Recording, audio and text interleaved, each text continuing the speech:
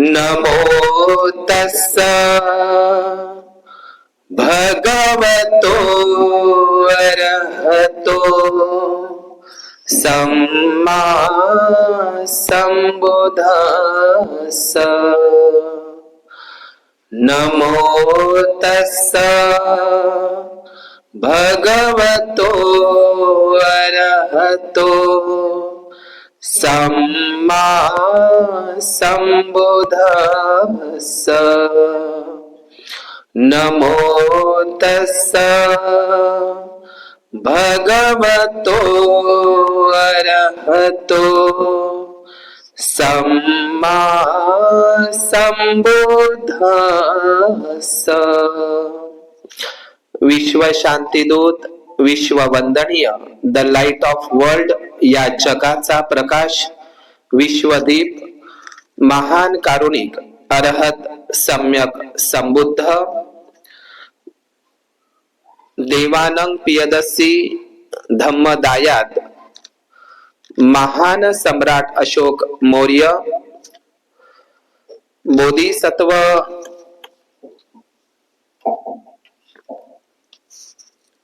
Bodhisattva विश्वरत्न doctor ठीक आहे बाबासाहेब आंबेडकर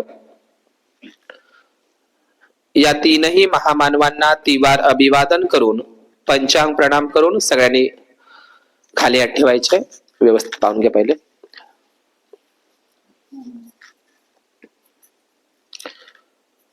सगळ्यांनी खाली हात ठेवा. आज या ठिकाणी काय नाव आहे परिवाराचं? हा, पूर्ण नाव सांगा. आज या सोनोरा ढोक, तालुका देवळी, जिल्हा वर्धा येथील आयुष्यमान उपासक भाऊरावजी मिरगे, आईचे नाव काय? आयुष्यमती उपासिका उमाई मिरगे, या कार्यक्रमासाठी ज्या आईने मला या ठिकाणी आमंत्रित केलं त्या मंजुआई शेंडे, आणि या ठिकाणी या सोनोरा ढोक या छोट्याशा गावातील या संघमित्रा बुद्ध विहारातील संबंधित सर्व उपासक उपासिकांना मी मंगलाची कामना करतो. आज या ठिकाणी बुद्ध रूप, बुद्धाचं प्रतिबिंब, बुद्ध मूर्ती, बुद्धाच्याच मूर्तीला मंगल मूर्ती म्हणतात. मनुष्याचं मंगल कशामध्ये आहे तर भगवान बुद्धांनी जी 38 मंगलाची गाथा सांगितली. किती मंगलाची? 38 मंगलाची गाथा. तर मनुष्याचं मंगल कशामध्ये आहे तर त्या 38 मंगलाची गाथा म्हणजे महामंगल सूत्र आहे. कोणतं सूत्र? महामंगल सूत्र. मंगलसूत्र नाही, महामंगल सूत्र. तर हे महामंगल सूत्र मी वारंवार सांगत असतो की ठेवून द्या मोबाईल, सरळ बसा. गृहस्थी लोकांनी, गृहस्थी म्हणजे जे कौटुंबिक लोक आहे, या लोकांनी आपल्या जीवनामध्ये प्रामुख्यानं भगवंताचे 84,000 सुत्त आहे. किती हजार सुत्त आहे? 84,000 सुत्त आहे. बोलू नका बरं. तर 84,000 सुत्त म्हणा त्याला, आपण संस्कारित भाषामध्ये त्याला सूत्र म्हणतो. जीवन जगण्याचे सूत्र, जीवन जगण्याचे सूत्र. नीट लक्ष द्यायचं आहे की तथागत भगवान बुद्धांनी जे 84,000 त्याला आपण सूत्र म्हणतो, संस्कारित भाषामध्ये सूत्र म्हणतो, पाली भाषेमध्ये आणखी त्याला एक शब्द आहे धम्म स्कंध. स्कंध म्हणजे काय? खंड.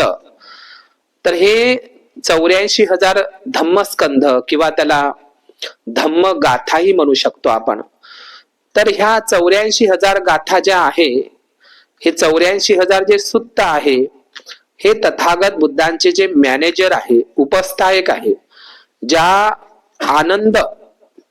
आनंद ज्यांनी धम्म सेवा केली बुद्धाची, वयाच्या 25 वर्षी त्यांनी 25 वर्षापर्यंत तथागत बुद्धांची सेवा केली. त्याचं नाव आहे उपस्थायक सूत्रधर आनंद असं म्हटलं जातं. जसं विनयाचं संगायन विनयधर उपालीने केलं, त्याचप्रमाणे 84,000 सुत्तांचं संगायन म्हणजे 84,000 सुत्त पाठ होणं करणं त्या काळामध्ये किती मेमोरी हे असेल बढिया आनंदाची, हे तुम्ही लक्षात घ्या. आज 84,000 सुत्त जे जे स्मृतिमान होते, सतीमान होते, आनंद त्यांच्या स्मरणार्थ होते. या 84,000 सुत्ताला, या धम्मस्कंदाला कंठस्थ करणारे, पाठांतर करणारे, ते आपल्या मेमोरीमध्ये ठेवणारे, आणि ते 84,000 सुत्तांचं संगायन त्यांनी केलं पहिल्या धम्म संगीतीमध्ये राजगिरीला, त्या सप्तपर्णी गुफामध्ये. आलं का लक्षात तुम्हाला? तर आपण हे जे तथागत भगवान बुद्धांचं जे ज्यांनी आयुष्यभर सेवा केली वयाच्या 25 वर्षापर्यंत, आनंदाची गोष्ट मी या ठिकाणी सांगणार नाही. तर तथागत भगवान बुद्ध हे जे या जगामधील, असं म्हटलं जातं की या जगामध्ये सम्यक संबुद्ध आणि सम्यक संबुद्धत्वाचं या जगामध्ये उत्पन्न होणं ही एक दुर्लभ घटना आहे. बुद्धाचा जन्म होणं ही काय आहे? दुर्लभ घटना आहे. बुद्धांचा जन्म होणं, त्याहून दुर्लभ घटना बुद्धाची धम्मदेसना श्रवण करायला मिळणं, ही दुर्लभ घटना आहे. आता तुम्ही माझ्या समोर प्रवचनात बसलेले आहात धम्मदेसनामध्ये, का तुम्ही हॉस्पिटलमध्ये आहे ऍडमिट आहात का तुम्ही? आता तुम्ही कल्पना करा, आपल्या सभोवताल जे काही सेवाग्राम असेल, सावंगी मेघेचा हॉस्पिटल असेल, तर त्या हॉस्पिटलमध्ये लोक तडफडत आहे का नाही? तडफडत आहे ना. आणि ते जीवाचा आकांत करत आहे, आणि त्यांना अशी भीती आहे की आपला मृत्यू आता आपल्या समोर आहे. म्हणजे हॉस्पिटलचे लोक चांगले आहेत का ते सुखी आहे का दुःखी आहे? दुःख आहे त्यांना. मग मला सांगा, तुम्ही हॉस्पिटलमध्ये आहे का? आता माझ्या समोर बसलेले आहेत, तर मग तुम्ही काय करत आहात? हॉस्पिटलमध्ये आहात, भरती आहात, व्हेंटिलेटरवर आहात? नाही आहे. मग तुम्ही काय करत आहात? धम्मश्रवण करत आहात. आता ही धम्मश्रवण करत आहे, तर तुम्ही राहू दे, बोल नका. तुम्ही असा विचार करा की बरं झालं बाई मी हॉस्पिटलमध्ये भरती नाही, इथं बसून आहो पूजेमध्ये. आता इथं पूजेमध्ये बसून असणं म्हणजे काय खूप कष्ट आहे का इथं? हॉस्पिटलमध्ये असते तर मग तुम्ही पुण्यवान आहात का नाही? तसं भगवान बुद्धाने सांगितलंय, बुद्धाचा जन्म होणं दुर्लभ घटना तर आहेच, पण त्याहूनही दुर्लभ घटना आहे बुद्धाची धम्मदेसना श्रवण करणं, आणि ते श्रवण करायला मिळणं, आहे की नाही? तुम्ही पुण्यवान आहात की तुम्हाला बुद्धाची धम्मदेसना ऐकायला मिळत आहे. तुम्हाला ऐकायला नाही मिळाली असती, ते हॉस्पिटलचे लोक जे व्हेंटिलेटरवर आहे, ते आजारी आहे किंवा त्यांना होशच नाही, ते याच्यामध्ये गेलेले आहे कोमामध्ये, तर त्यांना धम्म भेटून राहिला का ऐकायला? मग तुम्ही पुण्यवान समजा, त्याच्या मागं नका लागू. तर तथागत भगवान बुद्धांनी, की भगवान बुद्धांचा जो बुद्ध आहे, धम्म आहे आणि संघ आहे, हे जे 3 रत्न आहे ना, बुद्धरत्न, धम्मरत्न आणि संघरत्न, या 3 रत्नांची जगामध्ये बराबरी केली जात नाही, अजिबात केली जात नाही. आणि जो या जगातला जो व्यक्ती आहे, जो बुद्धाला, बुद्धाच्या धम्माला आणि बुद्धाच्या संघाला, या 3 रत्नाला शरण जातो, त्याचं मंगलच होत असते. समजलं? जो या 3 रत्नाला शरण गेलेला आहे, त्याचं मंगलच झालेलं आहे. आपलंही होऊ शकते मंगल, परंतु आपण कुठेतरी कमी पडत आहो, हे स्वतः कबूल केलं पाहिजे. आपण बघितलं असेल, 999 खून करणारा अहिंसक अंगुलीमाल, त्याची ती गुरुदक्षिणा होती. तर 999 खून करणारा तो अंगुलीमाल, तो भिक्खू बनून अरहंत बनू शकतो, अरहत पदाला जाऊ शकतो, तो भिक्खू बनून अरहत पदालाही जाऊ शकतो, आहे का नाही? मग तुम्ही काही 999 काही खून केले आहे का कोणाचे तरी? महान सम्राट अशोक, त्याला लोक चंड अशोक म्हणायचे, मग तो धम्म अशोक झाला. धम्मानुशासन त्यानं चालवलं. कोण? सम्राट अशोकांनी. तर त्यांनी तर कलिंगाच्या युद्धामध्ये 1.5 लाख लोकांना मारलं. 1.5 लाख लोकांचे, म्हणजे कुणाचा भाऊ मरण पावला त्या कलिंग युद्धात, कुणाचा पती मरण पावला, कुणाचे वडील मरण पावले, अनेक स्त्रिया विधवा झाल्या. कुठे? कलिंग युद्धामध्ये. लक्षात घ्या, एवढं ते कलिंग युद्ध रक्तपात झाला, आणि लोक सम्राट अशोकाला चंड अशोक म्हणायचे. आणि मग तो मोगली पुत्ततीस उर्फ उपगुप्त या मथुरेच्या भिक्खूंकडून त्यांनी धम्मदीक्षा घेतली, धम्म यात्रा केल्या, 84,000 स्तूप बांधले. इतकंच नाही तर आपली मुलगी संघमित्राला श्रीलंकेला पाठवलं. कशासाठी? धम्माचा प्रचार आणि प्रसार करण्यासाठी. आपल्या महामहेंद्र नावाच्या राजकुमार ज्याचं लग्नही व्हायचं होतं, महामहेंद्र आणि संघमित्रा हे दोघं भाऊ. संघमित्रेच्या सोबत काही भिक्खुनी होत्या 12-13 आणि महामहेंद्रासोबत काही अरहत भिक्खू सुद्धा होते श्रीलंकेला जात असताना. आणि संघमित्रेचे पती त्याचं नाव होतं अग्निब्रह्म, हेही सुद्धा श्रीलंकेला गेलेले होते. तर यांनी आयुष्यभर बौद्ध धर्माचा काय केला? प्रचार आणि प्रसार केला श्रीलंकेमध्ये. लक्षात घ्या. म्हणून आज या परिवारामध्ये जी बुद्धाची मूर्ती बसवलेली आहे या मिरगे परिवारामध्ये, या सोनोरा ढोक या गावामध्ये, तर ही बुद्धाची मूर्ती, ही मूर्ती आशीर्वाद मुद्रा नाही आहे. भगवान बुद्धांच्या एकूण भग्ग रागो भग्ग दोषो भग्ग मोहो इतिपिसो भगवा. बुद्ध वंदनेमध्ये भगवान बुद्धांचे 9 गुण आहे, धम्माचे 6 आहे आणि संघाचे 9 गुण आहे. तेच आहे 24. ठीक ना? 24 गुण आहे. तर लक्षात घ्यायचं आहे, भगवान कोणाला म्हटलं जातं? कोणालाही भगवान म्हटल्या जात नाही. या जगामध्ये भगवान फक्त एकच झाले आहे. आता कोणही कोणाला भगवान म्हणते, पण ऍक्च्युली भगवान ही पदवी फक्त बुद्धांसाठीच प्रयोजन केल्या जात होते. पण काही लोकांनी भगवान ही पदवी सुद्धा चोरली. मग अलाना भगवान, फलाना भगवान, ह्यो भगवान, थो भगवान, गांजाय पेते तरी थोय भगवान, है का नाही? तर अशा पद्धतीनं नाना विविध प्रकारचे भगवान भगवान भगवान तयार झाले. पण भगवान हे विशेषण फक्त बुद्धालाच लागू होतं आणि बुद्धच पात्र आहे. इतिपिसो भगवा. भग्ग रागो भग्ग दोषो भग्ग मोह इतिपिसो भगवा. ज्यांनी आपल्यातला राग, द्वेष, मोह, लोभ, तृष्णा ज्यांना भग्न करून टाकलाय. भग्न म्हणजे काय? नष्ट करून टाकलेला आहे. तर त्यालाच भगवान म्हणतात. पहा, एवढी सुंदर व्याख्या होती. पण आता लोक कोणाले भगवान म्हणते? दगडा धोंड्याले भगवान म्हणते, कुठीकडे लोटांगण जाते. समजलं का? मग तथागत भगवान बुद्धाने सांगितलेलं आहे, अजूनही तुम्ही विचिकित्सेमध्येच पडलेले आहे लोक. विचिकित्सा म्हणजे काय? संदेह बुद्धी. विचिकित्सा म्हणजे काय? संदेह उत्पन्न करणं. विचिकित्सा. कोणावर संदेह आहे तुमचा? संदेह म्हणजे शंका आहे तुमची बुद्धावर, बुद्धाच्या धम्मावर आणि बुद्धाच्या संघावर. तुमचा पक्का विश्वास नाही काय बुद्ध धम्म संघावर? विचिकित्सा चालू आहे तुमच्या मनामध्ये. विचिकित्सा म्हणजे काय? संदेह, संशय घेत आहात तुम्ही बुद्धावर, धम्मावरही संशय घेत आहात, शक घेत आहात, शक म्हणलं तरी चालेल. संघावरही संशय घेत आहात. तुमची अजूनही 69 वर्ष झाले. बाबासाहेबांनी आपल्याला बुद्ध धम्माची दीक्षा दिली आणि बाबासाहेबांच्या महापरिनिर्वाणालाही 69 वर्ष झाले. तरी पण आपली बुद्धावर, बुद्धाच्या धम्मावर आणि संघावर दृढ श्रद्धा नाही. दृढ श्रद्धा नाही म्हणजे डामाडोल आहात तुम्ही. डामाडोल म्हणजे एक पाय या डोंग्यात आणि दुसरा पाय या डोंग्यात. तर जाईन का तुमची नाव नदीच्या पलीकडं? का एका डोंग्यात ठेवा लागन?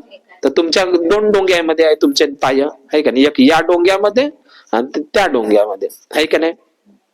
तर तुमची नय्या पार होईल का? अजिबात होणार नाही. तुम्हाला एकाच डोंग्यामध्ये प्रवेश करावा लागेल. तर तुमची डामाडोल अवस्था आहे. डामाडोल म्हणजे काय? अचल नाही आहे तुम्ही. पर्वत कसा आहे मला सांगा बरं? पर्वत कसा आहे? कितीही हवेचा वेग आला, जोराचं तुफान जरी आलं तरी पर्वत हालते का? किंवा एखादी मजबूत झाड असेल, ज्याची पकड जमिनीमध्ये मजबूत असेल, तर कितीही तुफान असू द्या ते झाड हालत नाही. लक्षात घ्या.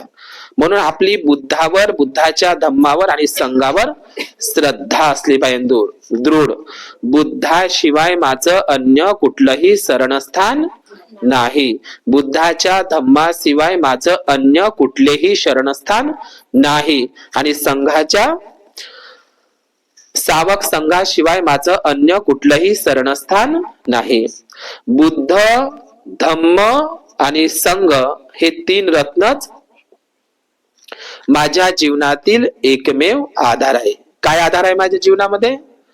बुद्ध, बुद्धाचा धम्म आणि बुद्धाचा संघ हे तीन रत्नच माझ्या जीवनामध्ये एकमेव आधार आहे. या तीन रत्नांनाच मी शरण जाणार. या तीन रत्नांना शरण गेल्याने माझं मंगल होणार आहे, जय मंगल होणार आहे. नथी मे म्हणजे काय?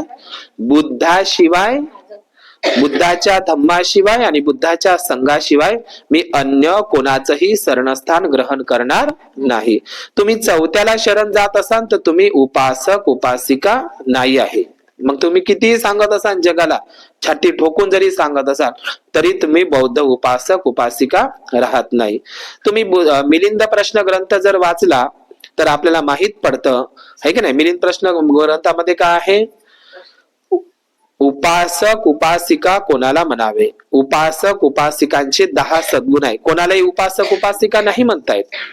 ज्यांनी पांढरी साडी घातली, पांढरे कपडे घातले आहे का नाही, तर त्याला उपासक उपासिका नाही म्हणत.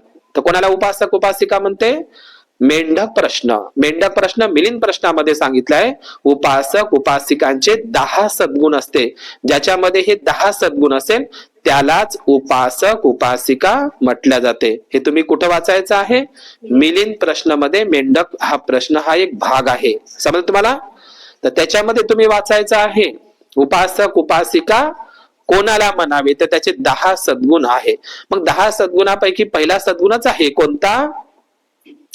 म्हणजे पहिला सद्गुण आहे उपासक उपासिकांचं प्रथम लक्षण आहे, प्रथम सद्गुण आहे की त्याची बुद्धावर, बुद्धाच्या धम्मावर आणि बुद्धाच्या संघावर दृढ श्रद्धा असते. हे उपासकांचा पहिला सद्गुण. समजलं का? बुद्धाचा धम्म मागे येत आहे हे त्याला जाणीव आहे. बुद्धाचा धम्म मागे येत आहे बा. बुद्धाचा धम्म माग काहून येऊन राहिला, त्याला पुढं कसं नेता येईल, मला कसा जोर लावता येईल, बुद्धाचा धम्म माग येत आहे का, माग काहून येत आहे, या संदर्भात त्याला जागृती आहे आणि तो बुद्धाचा धम्म पुढं गेला पाहिजे याच ज्याला भान आहे धम्माप्रती, तो मनुष्य उपासक उपासिका आहे. समजलं का? म्हणजे धम्म माग येत असेल तर त्याच्यासाठी पुढे जाण्यासाठी धम्म कटिबद्ध असलं पाहिजे, त्याला काय म्हणतात? उपासक उपासिका. इकडे तर बाबासाहेबांचे आहे का नाही, बाबासाहेबांचे फोटो जाळून राहिले लोक ग्वालियरला, पुतळे तोडण्याच्या तयारीमध्ये आहे, वातावरण चालू आहे. बोधगया महाबोधी महाविहारही ब्राह्मणांच्या कब्जामध्ये आहे. त्या बोधगयाच्या महाबोधी महाविहाराच्या त्या विहारामध्ये, महाबोधी महाविहार आहे का नाही बोधगया, डॉक्टर बाबासाहेब आंबेडकर म्हणतात की सम्राट अशोकांनी किती विहार बांधले होते? 84,000. तथागत भगवान बुद्धांचे 84,000 सुत्त, 84,000 गाथाही म्हणू शकतो आपण त्याला. तर 84,000 महाविहार आणि महास्तूप बांधली होती. कोण? सम्राट अशोकांनी. तर हे 84,000 महाविहार महास्तूप जे बांधली तर ते गेली कुठं म्हणतात बाबासाहेबांना प्रश्न पडला. तर ती बुद्ध विहार कुठंच गेली नाही. त्या 84,000 बुद्ध विहारांवर काय झाला? जबरन कब्जा झाला. बुद्धाच्या मूर्त्या गायब करण्यात आल्या किंवा बुद्धाच्याच मूर्तीले तोडफोड करून त्याला नकली डोळे बसून किंवा शेंदूर फासून किंवा त्याला साडी चुनऱ्या नेसून किंवा त्याला शेंदूर लावून बुद्धाच्याच मूर्तीले तोडून त्या बुद्धाच्या मूर्तीचं शिवलिंग बनवून त्यांनी बुद्ध विहाराचं रूपांतर कायच्यामध्ये केलं? मंदिरामध्ये केलं. ब्राह्मणानं एकही मंदिर बांधलं नाही. समजलं? ताजमहाल नाग लोकांनीच बांधलेला आहे, इतिहास आहे त्याचा. गड किल्ले नागराजे लोकांनीच बांधले, नागराजे बुद्धिस्ट लोक. संपूर्ण लेण्या नागराजांनीच खोदल्या आहे. सातवाहन वाकाटक हे सर्व नागराजे झाले. समजलं तुम्हाला? आणि या जगामध्ये जे जे विहार आहे, स्तूप आहे, याची निर्मिती, त्याचं बांधकामही नागवंशी राजांनी, उपासक उपासिकांनीच केलेलं आहे. ब्राह्मणाचं काहीच नाही. म्हणून आयत्या बिळात नागोबा आहे की नाही असं म्हटलं जातं ना. तर ब्राह्मणांनी 84,000 बुद्ध विहारावर काय केलेलं आहे? कब्जा केलेला आहे. तिरुपती बालाजी, सोमनाथ, जगन्नाथ, बद्रीनाथ. सोमनाथ मंदिराच्या खाली 3 मजल्याचं बुद्ध विहार मिळालेलं आहे. किती मजल्याचं? 3 मजल्याचं बुद्ध विहार. समजलं का? आणि त्या सोमनाथ मंदिर कुठं आहे? तुम्ही म्हणता ना वंदनेमध्ये, संतेन सोम विधिना जितवा मुनिंदो. तिकडे बांगलादेशामध्ये पाल राजांनी सोमपुरी बुद्ध विहार बांधलेलं आहे. बांगलादेशामध्ये आहे ते सोमपुरी. नालंदा तक्षशिला सारखं विद्यापीठ होतं. कोणतं? सोमपुरी. तर तसंच हे सोमनाथ होतं. लोकनाथेन पूजिता. लोकनाथ, विश्वनाथ, जगन्नाथ हे सगळे बुद्धाचे नाव आहे. अत्तही अत्तनो नाथो कोई नाथो परोसिया. म्हणजे स्वतःचा नाथ बना, स्वामी बना. आपला अन्य कोणीही नाथ बनू शकत नाही. कोण म्हणतं असं? बुद्ध. बुद्धाचंच नाव आहे सोमनाथ. पण काही लोकांनी मग सोम म्हणजे काय तर दारू, सोम म्हणजे काय तर मदिरा, असं त्या शब्दाचंही काय केलंय? विकृतीकरण केलंय. सोम, संतेन सोम. सोम म्हणजे काय? ज्यांनी आपल्या शांत आणि सौम्य बळाने जगाला जिंकलेला आहे त्याला संतेन. संते म्हणजे शांत, सौम्य. सौम्य म्हणजे काय? सोम. तर पाली शब्द आहे सोम आणि सौम्य म्हणतो का नाही आपण. तर हे 84,000 बुद्धविहार, त्याच्या खाली 3 मजल्याचं बुद्धविहार लागलेलं आहे. बंद झालंय का? किती मजल्याचं? 3 मजल्याचं बुद्धविहार. ते समुद्राच्या काठावर आहे. कुठे? सोमनाथला, गुजरातला आहे ते. आणि तिथं त्या सोमनाथ मंदिराचा अध्यक्ष कोण आहे? स्वतः नरेंद्र मोदी आहे. कोण आहे? नरेंद्र मोदी. कोण आहे? स्वतः नरेंद्र मोदी आहे त्या सोमनाथ मंदिराचा अध्यक्ष. आता केव्हापासून तो अध्यक्ष आहे? जेव्हा तो गुजरातचा मुख्यमंत्री होता तेव्हापासून त्याचं पाठीवर नाव लिहून आहे. पहिलंच नाव लिहून आहे, सोमनाथ मंदिर अध्यक्ष नरेंद्र मोदी. आता त्या सोमनाथ मंदिराची मी कहाणी सांगतो. त्या सोमनाथ मंदिराचं काय झालं लक्षात घ्या. त्याच्यावर 17 वेळा स्वाऱ्या झाल्या. 17 वेळा स्वाऱ्या झाल्या. लुटल्या गेलं ते. खूप श्रीमंत मंदिर होतं म्हणतात. समजलं का? कारण ब्राह्मणाचा खजिना जमा करून ठेवला तर ते नेणारच आहे चोरून. समजलं ना तुम्हाला? तो खजाना ठेवला होता जमा करून. तर 17 वेळा त्याच्यावर स्वाऱ्या झाल्या म्हणते. मग सांगा 17 वेळा स्वाऱ्या कोण केल्या म्हणते? तुर्की लोकांनी, मुस्लिम लोकांनी. कोणावर आक्रमण केलं? सोमनाथ मंदिरावर. किती वेळा? 17 वेळा. आणि तिथं भल्ली मोठी शिवलिंग होती. 17 वेळा जर स्वाऱ्या केल्या असन मुस्लिम बांधवांनी, ठीक ना, आक्रमकांनी, मग 17 वेळा स्वाऱ्या करत असताना त्या सोमनाथाच्या त्या शिवलिंगानं काही केलं का त्याचं हलगबारी? बरं, स्वतःच तरी रक्षण करू शकला का? चला बाई 1-2 वेळा नाही ना, 17 वेळा लुटलं, तोडफोड केलं ते सोमनाथाचं मंदिर. मग त्या शिवलिंगानं काही केलं का? काही चमत्कार दाखवला का शिवशंकरानं तिथं? मग जो स्वतःच्या शिवलिंगाची, म्हणजे स्वतः त्या शिवलिंगाची स्वतः, म्हणजे तेच आहे ना शिवलिंग मानतात ना ते, जो स्वतःच्या मंदिराची सुरक्षा करू शकत नाही, 17 वेळा करू शकत नाही, 1-2-3 वेळा नाही, 17 वेळा आक्रमण झाले, 17 वेळा ते मंदिर तोडण्यात आलं, तोडलं म्हणतात. 17 वेळा जर त्या तिथं जर खरोखरच अलौकिक शक्ती असती, दिव्य शक्ती असती, तर त्याने रोकथाम केली असती. सांगा बरं, जो देव मध्ये अलौकिक शक्ती आहे, 17 वेळा त्याच्यावर आक्रमण झाले, तर 17 वेळाही तो स्वतःचं रक्षण करू शकला नाही, स्वतःच्या मंदिराला वाचू शकला नाही, तर तो तुमचं काही रक्षण करणार आहे का? करणार आहे का? पण अजूनही काही लोकांची श्रद्धा आहे, आमचं रक्षण देवच करत आहे, त्याच्याच हातात आहे म्हणते सगळं. समजलं का? मला सांगा, तुमच्या कमरेचा झाडू कोण सोडला? आणि तुमच्या गळ्यातलं गाडगं? आज तुम्हाला हे सुंदर जीवन आलं कोणामुळे?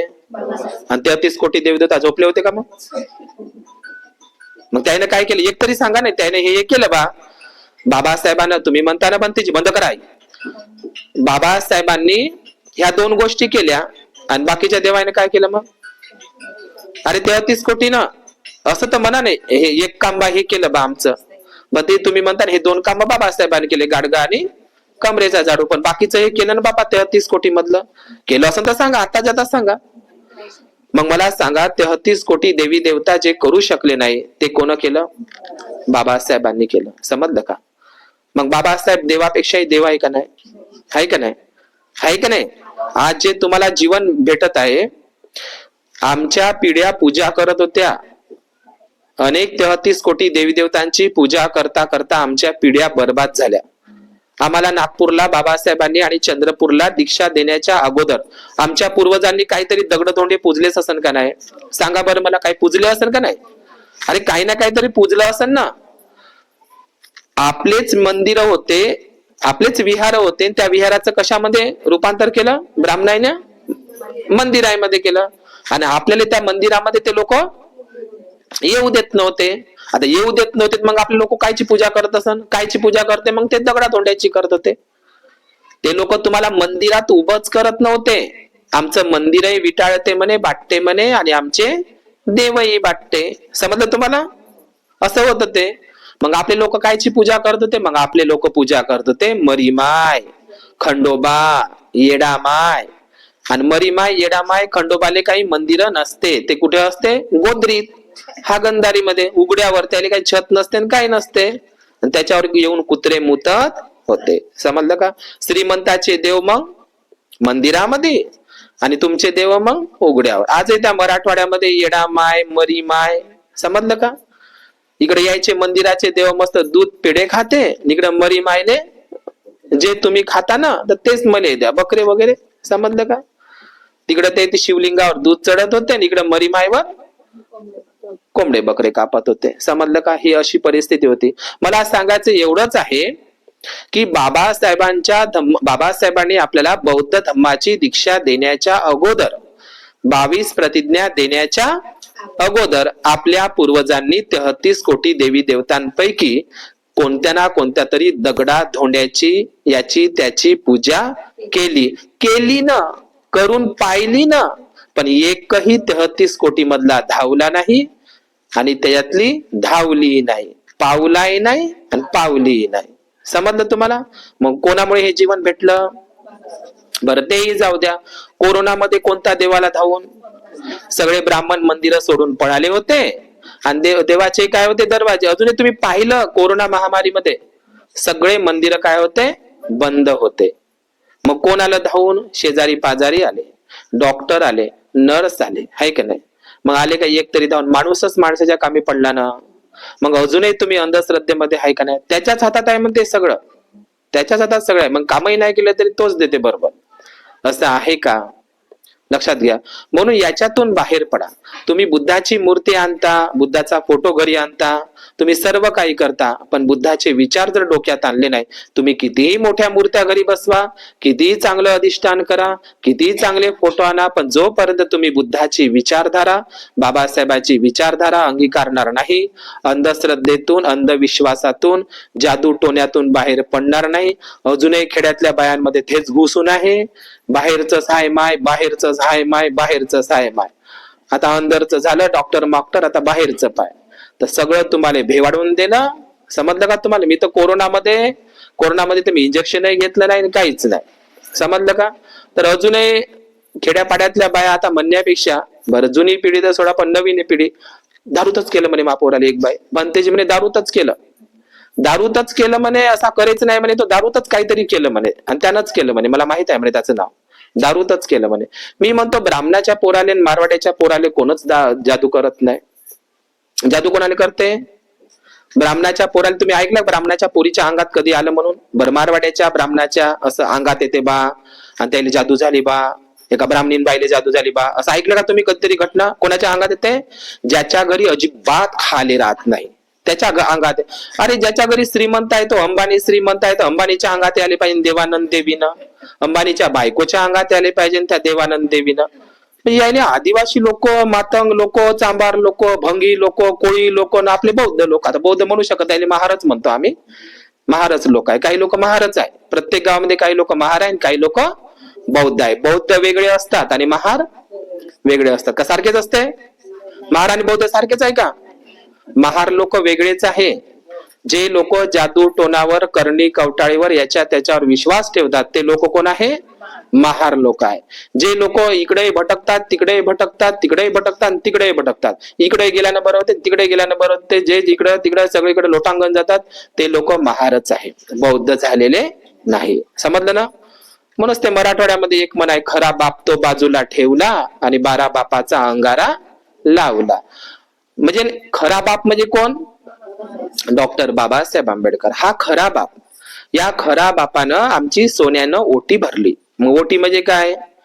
तथागत बुद्ध आणि बुद्धाचा धम्म आमच्या ओटीमध्ये टाकला. नागपूरला धम्म दीक्षा दिली बुद्ध धम्माची. समजलं का?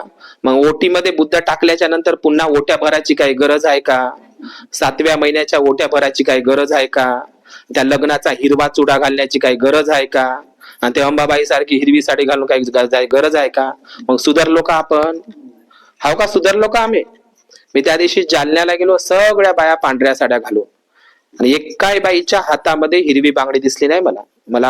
मला असं वाटलं का मराठवाड्यातले लोक, पण तिकडले लोक, मराठवाड्यातले लोक, बीडचे मराठवाड्याकडले लोक, त्याच्यामध्ये बदल होत आहे. पण विदर्भातले लोक आता दिवसेंदिवस पुन्हा जुन्याच मार्गावर चालले. कोणत्या मार्गावर चालले? जुन्या मार्गावर. म्हणून भगवान बुद्धांनी 4 प्रकारची माणसं सांगितली आहे जगामध्ये. किती प्रकारची? 4 प्रकारची. पहिला माणूस सांगितला बुद्धानं, अंधाराकडून अंधाराकडे जाणारा. पहिला माणूस कोणता सांगितला? अंधाराकडून. नीट ऐका, पहिला माणूस कोणता सांगितला बुद्धानं?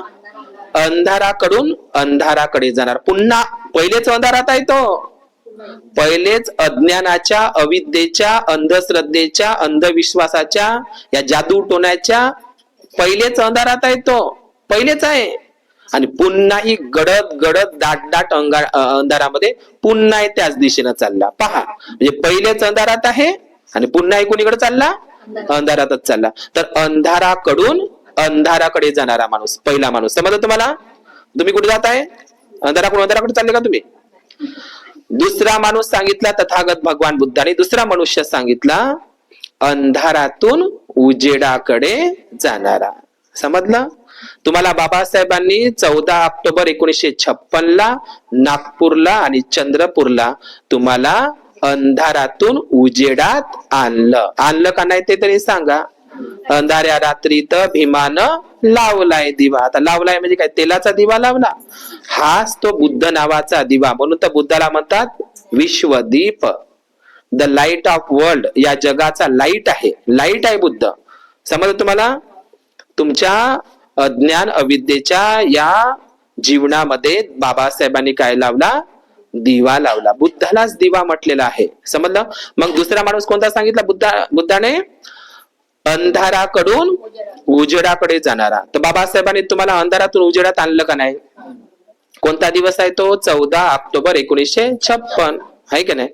त्या दिवशी तुम्ही अंधारात होते. अंधारात म्हणजे काय? अज्ञानाच्या, अविद्येच्या, अंधश्रद्धेच्या अंधारात, अंधकारात होते. समजलं? मग तुम्हाला बुद्ध दिला, बुद्ध धम्माची दीक्षा दिली. 14 ऑक्टोबरला 22 प्रतिज्ञा दिल्या, सोबतच पंचशील दिलं. आहे की नाही? आलं का लक्षात तुम्हाला? तर तुम्ही कोण झाले? मग बुद्ध झाले. म्हणजे बाबासाहेबांनी तुम्हाला अंधारातून कुठे आणलं? उजेडात आणलं. तर अंधारातून उजेडाकडे जाणारा एक दुसरा माणूस. समजलं का? दुसरा माणूस कोणता? नीट लक्ष इकडे द्यायचं. जाऊ बोली. दुसरा व्यक्ती कोणता सांगितला? दात नका काढू. अंधाराकडून उजेडाकडे जाणारा. तर दुसरा व्यक्ती कोणता सांगितला? मी शेवटून विचारणार. पहिला व्यक्ती कोणता? अंधाराकडून अंधाराकडे जाणारा. दुसरा व्यक्ती अंधाराकडून उजेडाकडे जाणारा. आणि तिसरा व्यक्ती उजेडात आला. उजेडात आला, उलिसाच राहिला, काही दिवसच राहिला, थोड्या वेळासाठीच राहिला, तेवढाच राहिला, बस उलीस 8 दिवस, बस थोडसा, आणि पुन्हा जुन्याच मार्गाकडे गेला. तर असेच काही लोक आहे, बुद्ध गयेला येतात, अजंठा वेरूळला येतात, काही दिवस बुद्धाच्या मार्गावर राहतात, पुन्हा आपल्या त्या जुन्याच मार्गावर दगड धोंडे, आमची ते देवीच बरी, तो दर्गाच बरा, तो बाबा बरा, हो बाबा बरा, तो बाबा बरा. आहे का नाही? असं चालू आहे का नाही? असं म्हणजे उजेडात तर आले, थोडस उली घेतलं बाबासाहेबांचं, बुद्धाचं उली काहीतरी आता समाजात राहा लागते म्हणून, आणि पुन्हा मग दात काढायची गोष्ट नाही. तुम्ही आहेच ना इथले लोक तसे, समजलं का? हाय इथले, दात काढायची गोष्ट नाही आहे. तर असेच आहे का नाही काही काही लोक? सोयीचा बुद्ध, सोयीचा बाबासाहेब, काही घेणं देणं नाही तुम्हाला. महाबोधी महाविहार ते ब्राह्मणाच्या कब्जात राहिलं तरी चालते, बाबासाहेबाचे फोटो जाळले तरी चालते, ते बाबासाहेबाचे पुतळे तोडले तरी चालते. आता आमचं पोट भरलं, आम्हाला आता काही गरज नाही. म्हणून म्हणाय ना, जिसका पेट भरा रहता है वो बगावत नाही करते. आता तुमचं मस्त पोट भरलं, आता काही घेणं देणं नाही. जे काही करायचं आहे ते भंतेजी लोक आहे ना करावं. आम्ही आता मस्त निवांत झोपतो. समजलं का? अशी आपली अवस्था आहे. तर तिसरा कोणता सांगितला बुद्धानं? अंधारा, उजेडात तर आला तो, आला, पण पुन्हाही जुन्याच मार्गावर चालला. म्हणजे उजेडात येऊ नये, बुद्ध नावाच्या उजेडात येऊ नये, पुन्हाही तो जुन्याच मार्गावर चालला. पुन्हाही कुणीकडे चालला? अंधाराकडे चालला. आहे का नाही? मग हिंदूंचे दिवाळी आहे, दसरे आहे, होळी आहे, गुढीपाडवा आहे, पिंडदान करणं आहे, ते सगळे दर्गाय पूजणारे आपलेच लोक आहे, दुर्गाय पूजणारी आपलेच लोक आहे. समजलं का? सर्व 33 कोटी देवी देवता बुद्धाच्या बाजूला आणून बसवले आहे घरामध्ये, बाबासाहेबाच्या बाजूला आणून बसवले आहे. पण बाबासाहेबांनी बुद्ध हा विष्णूचा 9वा अवतार नाही. बाबासाहेबांनी आपला बुद्ध कसा करून टाकला होता? ब्राह्मणानं बुद्धाची बदनामी केली, खोटा प्रचार केला. कोणता खोटा प्रचार केला? आताही तो चालू आहे. बाहेर देशामध्ये कोणताच बौद्ध राष्ट्रातल्या उपासक उपासिकाला विचारा, काय तुमच्या देशातला बुद्ध विष्णूचा 9वा अवतार आहे का? जी म्हणा तुमच्या देशातला थायलंड, कंबोडिया, इंडोनेशिया नाही का, श्रीलंका वगैरे, ते म्हणतील आम्हाला नाही माहित बा बुद्ध विष्णूचा 9वा अवतार आहे का. पण भारतातल्या एखाद्या माणसाला विचारावर, ओबीसी आदिवासी म्हणते बुद्ध का नाही, आमच्या विष्णूचा 9वा अवतारच आहे. समजलं का? म्हणते ना ओबीसी बाई, आमच्याच विष्णूचा 9वा अवतार आहे. होय माय, मग तुझ्या विष्णूचा 9वा अवतार आहे तर मग तुझ्या घरामध्ये बुद्धाची मूर्ती आणि बुद्धाचा फोटो असायला पाहिजे देवघरामध्ये. आहे का? आहे का? मग आहे का नाही खरी बदमाशी? तूच तर म्हणत बुद्ध विष्णूचा 9वा अवतार आहे, मग घे ना माय बुद्धाची मूर्ती, जशी ह्या आईनं घेतली, आणि फोटो घे, भंतेजीले घरी बोलाव, पूजा करते का? मग ही बदनामी कोण केली आहे? ब्राह्मणाईनं केली आहे. अजूनही तोच प्रचार करते. समजलं का? म्हणून बाबासाहेबांना 22 प्रतिज्ञामध्ये सांगायला लागलं, बुद्ध हा विष्णूचा 9वा अवतार नाही, हा खोटा प्रचार होय. आणि आजही लोक तेच प्रचार प्रसार करत आहे. मला काय म्हणायचं आहे, म्हणजे आपला बुद्ध ब्राह्मणाईनं कसा केला होता? विष्णूचा 9वा अवतार करून टाकला होता. आणि आमच्या बुद्धाला कुठं नेऊन टाकलं होतं? 33 कोटी देवी देवतात, म्हणजे विष्णूचा अवतार बनवलं होतं आणि त्या 33 कोटी देवी देवतांमध्ये टाकून दिलं होतं. असं मग बाबासाहेबांनी त्या 33 कोटी देवी देवतांमधून विष्णूचा अवतार झालेला बुद्ध त्या 33 कोटी देवी देवतांमध्ये असा उचलला आणि तुम्हाला 14 ऑक्टोबरला दिला का नाही? त्या 33 कोटीमध्ये विष्णूचा 9वा अवतार झालेला बुद्ध बाबासाहेबांनी उचलला आणि तुम्हाला दिला. आणि पुन्हा तुम्ही काय करून राहिले? तो जो बुद्ध बाबासाहेबांनी त्या 33 कोटी देवी देवतामध्ये विष्णूचा अवतार झालेला होता, तो जो बुद्ध आहे ना, तो बुद्ध उचलून तुम्हाला 14 ऑक्टोबरला दिला नागपूरला. तोच बुद्ध तुम्ही पुन्हा कुठे नेऊन टाकत आहात? तिथंच 33 कोटीमध्ये. हेच ते लोक वय अंधारातून, उजेडातून अंधाराकडे जाणारे. समजलं का? म्हणजे जुन्या मार्गावर पुन्हा जायचं आहे. जुन्या मार्ग यायला माहिती का कोणता मार्ग पाहिजे? यायले पाहिजे मनुस्मृती. समजलं का? यायले पती मेला तर जिवंत चितेवर सरणावर, हे पाहिजे त्याला, ते नाही का जुना मार्ग. आणि यायले अजून काय पाहिजे? पुन्हा गळ्याले गाडगळे पाहिजे, मडकळे पाहिजे, आणि यायले मेलेले गुरढोरही पाहिजे. बाबासाहेबांनी सांगितलं, मेलेले गुरढोर ओढू नका, मेलेल्या गुराढोराचं मांस खाऊ नका. हे बाबासाहेबांचं म्हणणं तुम्ही ऐकलं, एवढंच ऐकलं. पण बाबासाहेबांनी सांगितलं होतं 14 जानेवारी 1951 ला सांगितलं होतं वरळीला, मुंबईच्या भाषणामध्ये 9,000 लोक उपस्थित होते. आता येईन ती तारीख कोणती? 14 जानेवारी. मुंबईला, वरळीला सांगितलं होतं काय? घरात खंडोबा आणि बाहेर बुद्ध चालणार नाही, केवळ बुद्ध धम्मच पाळा, इतर काही नाही. घरात खंडोबा म्हणजे काय? आतल्या रूम मध्ये, किचन मध्ये मस्त देवघर, तिकडं तुपाचा दिवा आणि इकडं बाहेर मेणबत्ती. समजलं का? बाहेरच्या लोकांना सांगा मी बुद्ध, मी बुद्ध, मी बुद्ध, मी बुद्ध, मी जय भीमाले, आणि बाहेर अंदर काय आहे? सगळे 33 कोटी देवी देवता डोक्यातही भरलेले आहेत. हे डोक्यातून तर निघूनच नाही राहिले, पण घरातूनही काढायला तयार नाही. आणि आम्ही बनते जे लोक ब्राह्मणाला शिव्या घालतो, कठोर बोलतो, की आमच्या बुद्धा म्हणजे बोधगयेच्या बुद्धापाशी काय नेऊन बसवलं ब्राह्मणानं? आपलं भांडण कशासाठी आहे, संघर्ष कशासाठी आहे महाबोधी महावीराचा? कायचा संघर्ष आहे? संघर्ष एवढाच आहे ना. बोधगयेचं विहार 84,000 बुद्ध विहारावर तर कब्जे केले तुम्ही. तिरुपती बालाजी, विठ्ठलाचं मंदिर हे सगळे बुद्धाचेच विहार आहे का नाही? हे 84,000 बुद्ध विहार तुम्ही आमचे कब्जे केले. आता ते नको देऊ बापा, ते आमचे सोय, पण नका देऊ, पण एक तरी द्या बा बोधगयेचं महाबोधी. तर सोडायला तयार आहे का ब्राह्मण लोक? बरं काहून सोडायला तयार नाही? त्याचा काय घेणं देणं आहे बुद्धाशीन? त्याला काय आहे का मतलब? हे सोडायला तयार नाही, पण तुम्ही बुद्धाले सोडता. तुम्ही सोडायला तयार आहे बुद्धाले. बुद्धापेक्षा तुम्हाला कुणीतरी दुसरा वरचा आहे, समजलं का? ते लोक बुद्धाला सोडायला तयार नाही, समजलं का तुम्हाला? मग आपला वाद कोणता आहे? महाबोधी महाविहार आहे का नाही, जे बोधगयेचं पिंपळाचं झाड, त्या बोधगयेच्या बुद्ध मूर्तीपाशी त्याने शिवलिंग बसवली. ते शिवलिंग हटवली पाहिजे बामणानं. हेच आहे का नाही वाद? आमची फक्त आता प्रश्न म्हणजे तुम्हाला सांगतो सोप्या भाषेमध्ये, महाबोधी जे महाविहार आहे का नाही बोधगयाचं, त्या महाबोधी महाविहाराच्या बोधगयाच्या मूर्तीपाशी बामणानं शिवलिंग बसवली, गणपती बसवला बामणानं, विष्णूची मूर्ती बसवली, 5 पांडव बसवले, देव्या बसवल्या, शिवलिंग बसवली, समजलं? हे सगळं बसवलं तिथं. तर तुम्हाला आवडन का ते? आवडन का ते? नाही आवडन. मग तुमचं एवढंच म्हणणं आहे ना का आमच्या बुद्धगयेच्या त्या बुद्धाच्या मूर्तीपासून हे तुमची शिवलिंग नाही पाहिजे ना आम्हाला, ते शिवपिंड, ते गणपती नाही पाहिजे ना, ते काहीच नाही पाहिजे. आमचा फक्त बुद्धच त्या विहारामध्ये असला पाहिजे, बरोबर आहे का नाही? तुमच्या गावगावले विहार आहे, तुम्ही कधी शिवलिंग बसवले का तिथं? तेवढं कसं समजते तिथं? फक्त कसं समजते काही काही लोकांना? विहार बांधलं म्हणजे तिथं फक्त बुद्धाचीच मूर्ती बसवा लागते आणि बाबासाहेबाचीच बसवा लागते, बाकीचे बसवा लागत नाही. एवढं माहित आहे का नाही अक्कल तुम्हाला?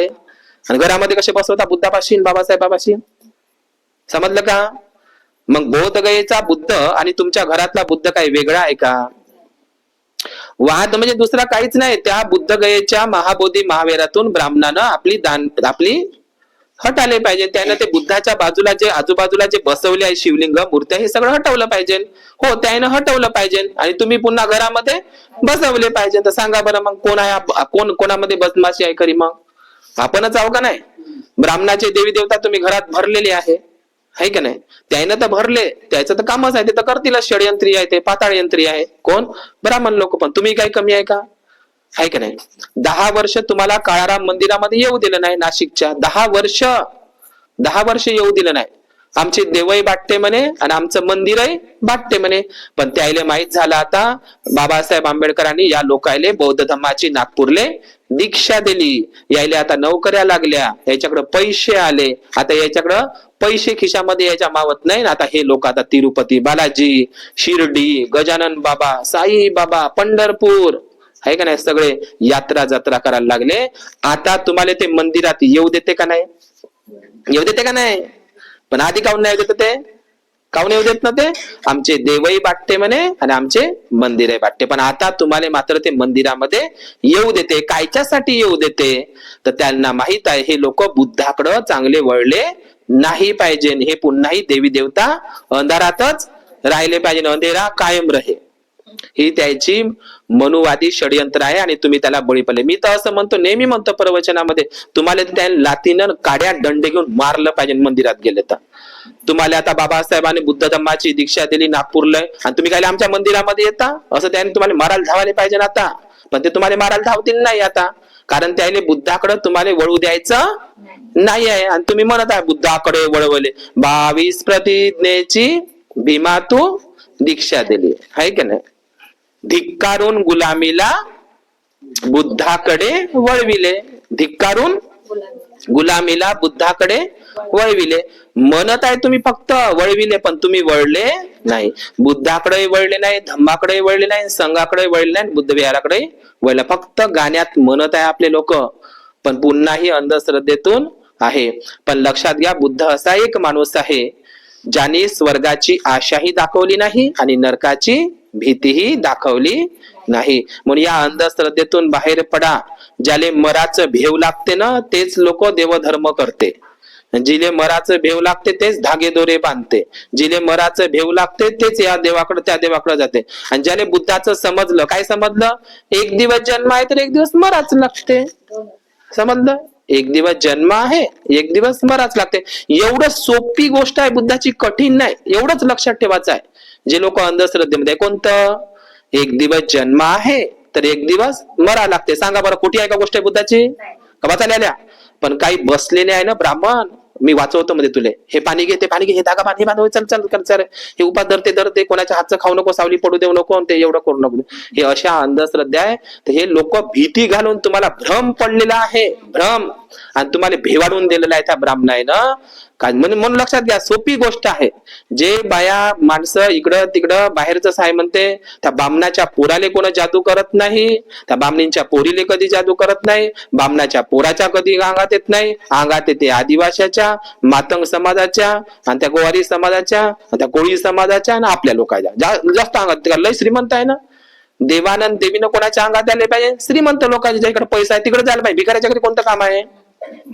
त्याच्या अंगात येत नाही, पण आपल्याच लोकांच्या अंगात येते. हे सगळा भ्रम आहे, आणि हा लागलेला तुम्हाला मानसिक रोग आहे. मानसिक रोग म्हणण्यापेक्षा हा किडा आहे, आणि तुम्हाला भ्रम पडलेला आहे.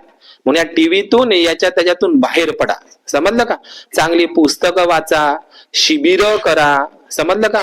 घरी पुस्तक वाचा, शिबिर करा, घरी उपवासाचं पालन करा, काहीतरी बुद्धाचं करा, तर लाभ होईल तुम्हाला.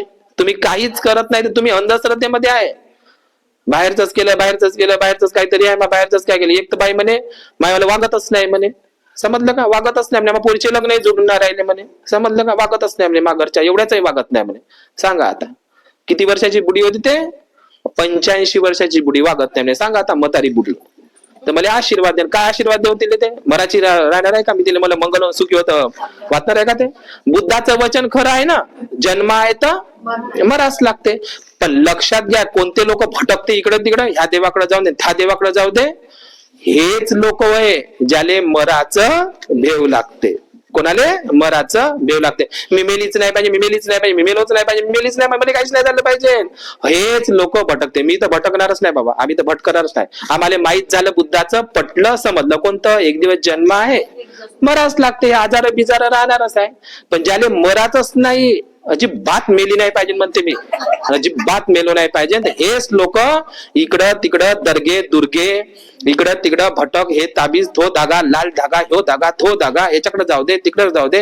हेच लोक भटकले, आणि याचं कधीच कल्याण होत नाही, कधीच नाही होणार आहे. जे लोक अंधश्रद्धेमध्ये आहे त्याचं घर कधीच पुढे गेलेलं नाही.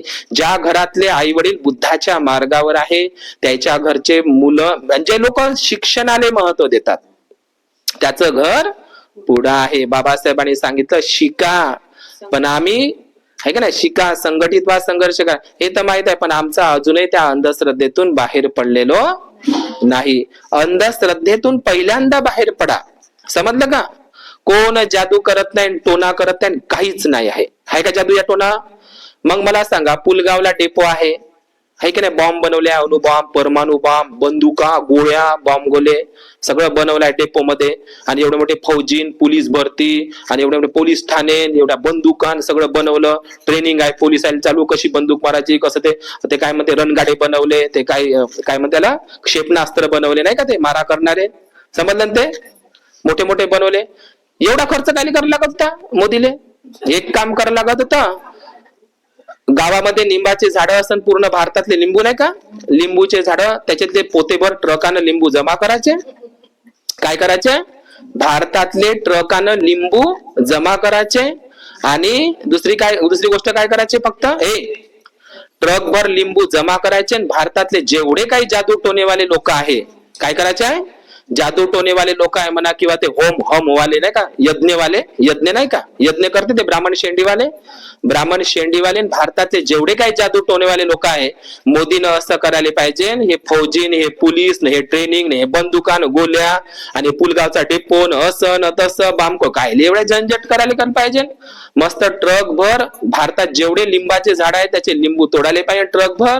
आणि एवढ्या ब्राह्मणाले, आणि एवढे जादू टोने करणारवाल्या बाया माणसं तुमच्या गावातले, सोनोरा डोकचे, त्या सगळ्या लोकायले त्या कुठं, पाकिस्तानच्या बॉर्डरवर आहे ना, शत्रू पाकिस्तान मानते ना, आणि चायनाच्या बॉर्डरवर यायले एक ब्राह्मणाले यज्ञ करायला लावायचं. जे जादू टोनेवाल्या बाया आहे भारतातल्या आणि जादू टोने करते, त्याले तिथं लिंबू घेऊन मारा म्हणायचं. कायले?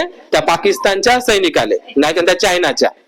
तर होईन का? मग कशाची गरज आहे? पोलिसाची गरज आहे का नाही? लिंबूला यानं त्यानं झालं असतं. काय तुम्ही अंधश्रद्धेमध्ये आहे रे बापरे. समजलं का, किती अंधश्रद्धेमध्ये आहे का नाही. बांधोरान होय बरान घेऊ दिन होय सुधी असा धम्म नाही भगवान बुद्धाचा. भगवान बुद्धाचा धम्म सायंटिफिक आहे, वैज्ञानिक आहे. बुद्ध काही देव नाही आहे, बुद्ध मार्गदाता आहे. बुद्धाच्या मार्गावर तुम्ही चालणार नाही, तुम्ही नाही, मी जरी नाही चाललो तर माये मंगल होणार नाही. नाही तुम्ही म्हणा भंतेजीने चिवर घेतलं जमलं यायचं. चिवर घेतल्या नाही कोणाचं मंगल होत नाही, दुःखमुक्त होत नाही. नाही तर पटापट लोकांची चिवर घेतले असते दुःखमुक्त झाले असते, कार्याच्या दुखण्यामध्ये राहिले असते. समजलं का. मलाही मी जर मला जे 10 शिलाय 227 नियम आहे की नाही, मला जे जे काही भगवान बुद्धाने दिलं आहे भिक्खू जीवनामध्ये, त्याचं मी पालन करणार नाही तर मीही दुःखातून मुक्त होणार नाही. नुसतं चिवर घेतल्यानं दुःखातून मुक्त होऊ शकत नाही. आणि तुम्ही नुसतं तोंडानं पंचशील घेतल्यानं तुम्ही दुःखातून मुक्त होणार नाही. जोपर्यंत तुम्ही बुद्धानं दिलेल्या धम्माच्या मार्गावर, आर्य अष्टांगिक मार्गावर, बाबासाहेबांच्या 22 प्रतिज्ञेवर तुम्ही चालणार नाही, तोपर्यंत तुम्हीही आणि तोपर्यंत आम्हीही भंतेजी लोक दुःखातून मुक्त होणार नाही. म्हणून बुद्ध देवही नाही, ईश्वरही नाही, गंधर्वही नाही, समजलं, यक्षही नाही. बुद्ध कोण आहे, मार्गदाता, मोक्षदाताही नाही आणि मुक्तीदाताही नाही. स्वतः बुद्धानं सांगितलं मी मुक्तीदाता नाही, मी मोक्षदाता नाही, मी मार्गदाता आहे. मी मार्ग सांगतो तुम्हाला, त्या मार्गावर जर तुम्ही चालले तर तुमचं मंगल झाल्याशिवाय राहत नाही. तुम्ही कुठेतरी कमी पडता, समजलं का. त्या मार्गावर काय तुम्ही चालत नाही आहे का नाही. मार्गावर थोडेसे चालता पुन्हा इकडे शॉर्टकट मारायला पाहता, इकडे आहे का नाही, इकडे तिकडे भटकता. मग बुवा बाबा महाराज वगैरे आहे का नाही, उलीशे चालता बस पुन्हा इकडं शॉर्टकट मारायला पाहता. तुम्ही मंगलन का. समजलं का. असाच एक व्यक्ती बुद्धाकडे आला, ती सांगतो 2 मिनिटातली गोष्ट आणि थांबतो. असाच एक व्यक्ती भगवान बुद्धाकडे आला श्रावस्तीला जेतवनामध्ये. तर म्हणे तुम्ही सांगता म्हणे दुःखातून मुक्त होते, बुद्धाचा मार्ग दुःख मुक्त याचा आहे, तो माणसाला दुःखातून सोडते असं वगैरे. मी तर म्हणते बुद्धाच्या मार्गातून चालत आहो, सगळंच तर करत आहो. समजलं का. चालत आहो म्हणते, कुठं मी दुःखातून मुक्त झालो म्हणते असं बुद्धाला विचारते. तर तो त्याला प्रतिप्रश्न विचारते बुद्ध त्या व्यक्तीला, की जेव्हा तू वैशालीवरून श्रावस्तीच्या दिशेनं निघाला आणि ज्या व्यक्तीनं मला सांग म्हणते वैशाली पासून तर श्रावस्ती पर्यंत जाण्याचा रस्ता मार्ग तुला माहित होता का. तर तो व्यक्तीमध्ये मला माहित नव्हता. मग तू कोणाला तरी विचारलं असेल ना, वैशाली पासून श्रावस्तीकडे जाण्याचा मार्ग कोणता आहे, तर त्या मार्गावर तू सरळ चालत आला ना. तर म्हणते हो, मी तुमच्यापर्यंत जसा त्या व्यक्तीने मला मार्ग सांगितला तसंच मी त्या मार्गावर चालत आलेला आहो आणि मी तुमच्यापाशी बरोबर जेतवनामध्ये येऊन पोहोचलेला आहो, आहे का नाही. तर मला सांग, याचा अर्थ तू कुठेतरी मार्ग भटकलेला आहे. समजलं का. म्हणून या भ्रमातून बाहेर पडा. तुम्हाला भ्रम पडलेला आहे. काय पडलेला आहे इथं, जे लोक जादू टोणार विश्वास ते भ्रम पडलेला आहे. म्हणून गाडगे बाबांना सोप्या शब्दात सांगितलं, दारूची नशा घराची बर्बादी करते आणि देवाधर्माची नशा तेही बाईचा दिमाग फेल करून टाकते पूर्ण. हे नशाच आहे. माणसं करते दारूची नशा आणि बाया करते देवाधर्माची नशा. ज्या घरातल्या बाईले समजलं देवाधर्माची नशा आहे, तिचं घर बर्बाद झाल्याशिवाय राहत नाही. पोरीले थेच शिकवते, पोराले थेच शिकवते, माणसाले तेच शिकवते. हो जाऊ नका तिकडे, हे तिच्या बाचा खाऊ नका, हे तिच्या दूर राहा. तर असे काही लोक अंधश्रद्धेमध्ये आपल्या समाजले अजूनही बाबासाहेबांच्या विचारांवर चालायला तयार नाही आहे. म्हणून अंधश्रद्धेतून बाहेर पडा. आपल्या जगाला वाचवणारा बुद्ध आहे. बुद्ध कसा आहे, जगाला वाचवणारा बुद्ध आहे. आज या आईच्या घरी बुद्ध मूर्ती आणली, जगामधला रेकॉर्ड आहे, जगामधला रेकॉर्ड. जमिनी खाली सर्वात जास्त कोणाच्या मूर्त्या मिळाल्या, तर बुद्धाच्या. जगामध्ये जमिनी खाली रेकॉर्ड, जगातलं रेकॉर्ड आहे, भारतातलं नाही. भारत तर अलगच आहे. जगामध्ये रेकॉर्ड आहे की जगामध्ये जमिनी खाली उत्खननात सर्वात जास्त मूर्त्या कोणाच्या मिळाल्या. प्रश्न उत्तर आहे तथागत बुद्धांच्या. जगातले जेवढे काही म्युझियम आहे ना, पॅरिस, जर्मनी, वॉशिंग्टन, बर्मिंगहम, जेवढे काही जगातले हे आहे का नाही म्युझियम, संग्रहालय, त्या सगळ्या संग्रहालयामध्ये बुद्धाच्याच मूर्त्या दिसेल तुम्हाला. काही इंग्रज लोकांनी आपल्या बाहेर देशातून घेऊन गेल्या. अजूनही ते सुलतानगंजची मूर्ती बाहेर देशात आहे, इंग्लंड, बर्मिंगहमला. समजलं. आणि भारतातल्या कोणत्याही राज्यामध्ये जा, तिथले संग्रहालय पहा. आता 125 वर्षाच्या नंतर भारतामध्ये कपिल वस्तूची, पीपर हवाची, ते विल्यम पेपे विल्यम पेपेनं त्या पीपर हवाची कपिल वस्तूची बुद्ध अस्थी, ओरिजिनल बुद्ध अस्थी 125 वर्षानंतर आपल्या भारतामध्ये आलेली आहे. सांगा कोणाची आहे का? रामाची, कृष्णाची, हनुमानाची वगैरे काहीतरी सापडलं का? एवढं केस तरी द्यायचं. कोणाचे विहार आहे? जमिनीखाली बुद्धाचेच विहार आहे, जमिनीखाली बुद्धाचे स्तूप आहे, जमिनीखाली बुद्धाच्याच मूर्ती आहे. आणि विद्यापीठही कोणाचे आहे? काय काय ख्रिश्चनाचं, मुसलमानाचं, शिखाचं, हिंदूचं, सगळे आपलेच बुद्ध विद्यापीठ आहे. समजलं? एवढं बुद्धाचं प्रचंड वैभव आहे आपल्या इकडं. एवढ्या जगातले लोक बुद्धाला मानून राहिले. Japan, Sri Lanka, Thailand, Cambodia, Indonesia, अमेरिकेतले लोक बुद्धाच्या विचाराकडे वळून राहिले आणि आम्ही लोक भटकून राहिलो. आम्ही जुन्याच मार्गावर चाललो, अंधारात चाललो. सांगा बाबासाहेबांनी इतका चांगला आपल्याला बुद्ध धर्म दिला, विचार करूनच दिला असेल का नाही? काय असं म्हणा ना, बाबासाहेबांपेक्षा आम्हाला जास्त समजते म्हणून? बाबासाहेब जास्त हुशार होते का तुम्ही आहात? बोधिसत्व होते ना तुम्ही म्हणता ना बाबासाहेबांना, बोधिसत्व होते बाबासाहेब. आई गडबड नका करू. बोधिसत्व होते बाबासाहेब. 21 वर्ष त्यानं सर्वच धर्माचा अभ्यास करून पाहिला. कुराण, बायबल, एक दोन वर्ष नाही, 21 वर्ष सर्व धर्माचा अभ्यास करून बाबासाहेबांनी मोठा विचार करून आपल्याला काय दिला? बौद्ध धम्म दिला. चुकीचा दिला का? अजिबात चुकीचा दिला नाही. अख्खं जग बुद्धाला ओळखते, अख्खं जग सम्राट अशोकाला ओळखते, अख्खं जग बाबासाहेबांना ओळखते. समजलं का? म्हणून बाबासाहेब हे आपल्यासाठी ग्रेट आहे आणि बाबासाहेबांनी दिलेला बुद्ध धम्म सुद्धा आपल्यासाठी ग्रेट आहे. बुद्ध धम्मच या जगाला तारू शकतो, युद्धापासून वाचू शकतो. याच्यावर आपली पूर्ण श्रद्धा असली पाहिजे. समजलं का? म्हणून ह्या अंधश्रद्धेतून आणि ह्या कर्मकांडातून, या बुवाबाजीतून, या ते काय करणी कवटा हे ते नाही का, ते काय म्हणते दोघाधरा असं वगैरे, याच्यातून बाहेर पडा.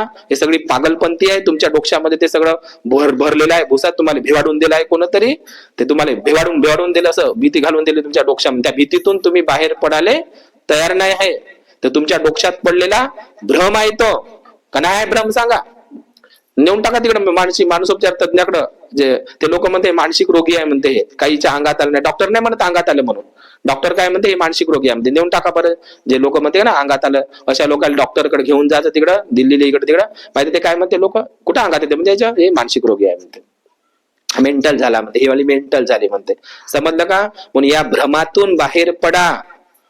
चांगलं आपलं मन स्वच्छ ठेवा, व्यवस्थित मन ठेवा, छान पंचशील ग्रहण करा, छान शिबिर करा. आपलं माइंड कुठलेच विचार डोक्यामध्ये ठेवायचे नाही. आपल्या घरच्या मालकाचे राव का लेकराचे राव, कायचे राव, तुम्ही डोक्यामध्ये ते विचार भुसा भरवता आणि तुम्ही पागल होता. मग जास्त प्रेशर झालं तर होत नाही का? आहे का नाही? तर तुम्ही जास्त जे दिमाग डोक्यामध्ये वागवता म्हणून तुम्ही पागल होता. आम्ही तर नाही होत का पागल? होते का पागल? धम्मातल्या मार्गातले लोक कधीच पागल होत नाही. पागल जे लोक बुद्धाले जन सोडलं आणि धम्माले सोडलं आणि बुद्धविहाराला सोडलं, समज बाबासाहेबांना जन सोडलं आणि 22 परीने सोडल्या, तर तो पागल झाल्याशिवाय राहत नाही. ज्याला पागल व्हायचं नसन त्यानं बुद्धाच्या मार्गावर यायचं. समजलं का तुम्हाला? आणि बाबासाहेबांच्या मार्गावर चालणारा, बुद्धाच्या मार्गावर चालणाऱ्या माणसाचं जगामध्ये कल्याणच होत असते. समजलं का? म्हणून या ठिकाणी, या परिवारामध्ये, या सोनोरा ढोकी या गावामध्ये, या उपासक या परिवाराने, या मिरगे परिवाराने या ठिकाणी मला, उमाईने या ठिकाणी मला आमंत्रित केलं, मंजू आईने या ठिकाणी मला कार्यक्रमासाठी पाचारण केलं. तुम्ही माझी धम्मदेशना ऐकली. 14 जानेवारीला तुम्हाला वर्धेला यायचं आहे. मोर्चा आहे तिथं महाबोधी महाविहार आंदोलनाचा आणि दिवसभर धम्म परिषद आहे मसाळ्याला. वर्धा येथे 14 जानेवारी मराठवाडा नामांतर दिवसाच्या दिवशी. एकही बाई घरी राहायचं नाही, सगळ्यांनी तिथे यायचं आहे. भंतेजीने काही ठेके नाही घेतले. एक दिवस कापसाला गेले तर काही मरणार नाही तुम्ही. समजलं का? आपल्या घरचे लग्न, वाढदिवसन, तेरव्यान कसे जाता मग घरचे कामं टाकून? कोण मेलं तर जाता का नाही? मग मेलं तर जाता का नाही? मग 10 कामं टाकून. बोधगयाचा आंदोलनाचा लढा आहे आणि ते कार्यक्रम आहे 14 जानेवारीला. आता 2-4 दिवसानं सगळ्या सोनोरा ढोकच्या बायांनी तिथं यायचं आहे. जेवणाची तयारी आहे. 5 वाजेपर्यंत कार्यक्रम आहे. सर्वांनी पांढऱ्या साड्या घालून तिथं यायचं आहे. 14 जानेवारी नक्की यायचं आहे. कोण किती जण आहे? हात वरत करा. सगळ्या जणी यायचं. बाकीच्या येतात तुम्हाला नाही का काही काम? बाकीच्या म्हणजे आम्हीच घेतलंय का ठेके? अरे बुद्धगयाच्या विहारासाठी, आंदोलनासाठी, एका दिवसासाठी नाही येता का तुम्ही? सर्वांचं काम आहे. बाकीच्या येणार नाहीत का? का म्हशी आहे तुमच्या घरी? एवढ्या लोभी तुमच्यासोबत तुम्ही किती पैसे कमवा, लक्षात घ्या, काही करा तुम्ही, तुमच्यासोबत काहीच येणार नाही. सगळे दारू डंगरेच राहणार आहे. लक्षात घ्या, तुम्ही बाबासाहेबाचं काम नाही केलं, तुमचे त्याचं चोटे पोटेच खाणार आहे तुमचे धनसंपत्ती. कमवा ना, मला काही फरक पडत नाही. तुम्ही निघूच नका घराच्या बाहेर, बुद्ध घ्यायला जाऊ नका, अजंठा वेरूळले जाऊ नका, काहीच नका करू. कधी तुम्ही भिक्षुले दानही करू नका, काहीच नका. ठेवा पूर्ण पुंजी जमा करून, पण तुमच्या उरावर काहीच येणार नाही. 100% खरं आहे. ज्याच्यासाठी तुम्ही येत नाही ना, हे चांगल्या याच्यासाठी, चांगल्या कामासाठी पैसे खर्च करायला तयार नाही. तुम्हाला बिमारी गीत आल्यानं चांगला 1-1.5 लाख चांगला झटका लागते, तेव्हा मग चांगले येत तुमचे. समजलं का? तर तुम्ही हे असे लावत नाही धम्मासाठी, म्हणून तुम्हाला अशा बिमाऱ्या गीत येते. मग जे लोक धम्माच्या मार्गावर आहेत त्याला बिमार येते. मी तुम्ही येऊच द्या म्हणतो. ते जे लोक धम्माचं काम करत नाही ना, ते धम्माचं काम करत नाही, ते बोधगयाच्या वेराचं करत नाही, ते काहीच करत नाही, बिमाऱ्याच आल्या पाहिजे. ते घरातच लंबे होते, ते होणारच आहे. ते जे लोक बाबासाहेबाले बेईमान झाले, मस्त बाबासाहेबाचं खाऊन पिऊन मस्त घरी राहिले, अजिबात काही घेणं देणं नाही त्यामध्ये. संविधानाचं राहो का ते जळो का तुटो का बुद्ध घ्यायचं काय हो, हे लोक बिमारच पडणार आहे. जे जो बाबासाहेबाले गद्दार झाला त्याचा घराचा सत्यानाश झाला, कारण त्यानं आपले 4-4 लेकर मारले बिचाऱ्यानं. रमाबाईने मारून टाकलं. समजलं का? सगळ्या संसाराची त्यानं धूळधाणी झाली आपल्यामुळे. आणि तुम्ही त्याला बेमान झाले तर तुमचं काय होणार आहे? तुमचा सत्यानाश नाही होईल का? लक्षात घ्या. होतेच सत्यानाश. जो बाबासाहेबाले बेमान झाला, गद्दार झाला, ज्यानं जाणीव ठेवली नाही उपकाराची, बाबासाहेबाच्या दुधाची, त्याचा सत्यानाशच होत असते. लक्षात घ्या. भाऊराव बोरकरांचं तसंच झालं. बाबासाहेबांनी भंडाऱ्यातून हरवलं, समजलं, त्याचा सत्यानाश झाला. लक्षात ठेवा. जो गद्दार होईल, तुम्ही समजा, तुमचं लक्षात घ्या. तुम्ही 14 तारखेला आले तर बरं, लक्षात ठेवा. ठीक आहे, 14 तारखेला सगळेजण याच आहे. ठीक आहे, थांबतो. भवतु सब मंगल, भवतु सब मंगल.